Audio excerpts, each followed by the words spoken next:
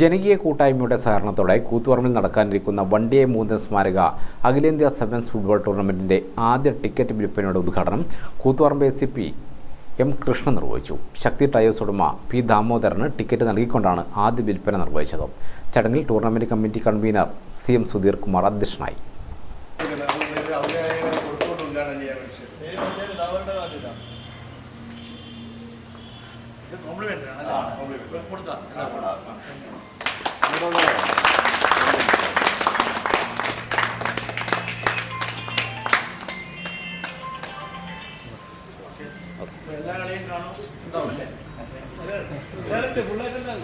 അടുത്ത വർഷം ഈ സെവൻസ് എന്നുള്ളത് മാറ്റിയിട്ട് അദ്ദേഹത്തിൻ്റെ ഓർമ്മയ്ക്ക് വേണ്ടിയിട്ടുള്ള മത്സരം ഒരു 11 ഫുട്ബോൾ വണ്ടിയാക്കി മാറ്റാനുള്ള ഒരു ശ്രമം ഇതിൻ്റെ ഭാരവാഹിയുടെ ഭാഗത്ത് ഉണ്ടാകണമെന്നൊരു ചെറിയ അപേക്ഷ ഇതിൽ വെക്കുകയാണ്.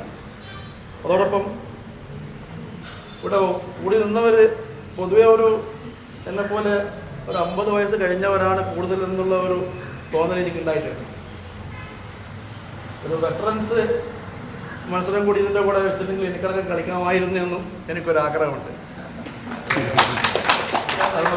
ഏറ്റവും കൂടുതൽ ആത്മാർത്ഥമായി എല്ലാവരും തിരക്ക് പിടിച്ച ജീവിതമാണ്. ഇത്രയും തിരക്ക് പിടിച്ച ജീവിതത്തിന് അല്പം സമയം മാറ്റിയിട്ടാണ് ഇദ്ദേഹത്തിൻ്റെ മെമ്മറിക്ക് വേണ്ടി ഇങ്ങനെ ഒരു സംരംഭം കൊണ്ടുവന്നത്. ആ സംരംഭത്തിന് നമ്മുടേതായ ജീവിതത്തിലെ എളിയേറെ സമയം മാറ്റിവെച്ചുകൊണ്ട് വന്നത് എല്ലാവരും ആ ഒരു 50-നോട് അടുത്തവരും അല്ലെങ്കിൽ അതിൽ കൂടിപ്പോകുന്നതുകൊണ്ടാണ് പറയുന്നത്. അങ്ങനെ പൈസ കൂടിപ്പോയാലും പ്രശ്നമാണ്.